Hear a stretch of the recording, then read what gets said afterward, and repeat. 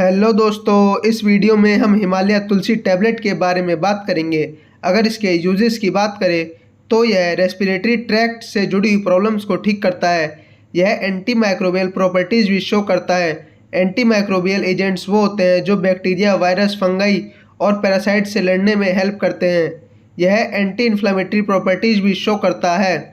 यह कफ और कोल्ड में भी काफ़ी हेल्पफुल है। अगर इसके साइंटिफिक नेम की बात करें तो इसे ओसीमम सैंक्टम के नाम से जाना जाता है। अगर इसके डोज की बात करें तो आप इसे एक एक टैबलेट या फिर दो दो टैबलेट सुबह शाम अपने डॉक्टर की एडवाइस के अकॉर्डिंग ले सकते हैं। अगर यह वीडियो आपको अच्छी लगी हो तो वीडियो को लाइक करें, शेयर करें और साथ ही ऐसी इन्फॉर्मेटिव वीडियोज़ को देखने के लिए हमारे चैनल को भी सब्सक्राइब करें।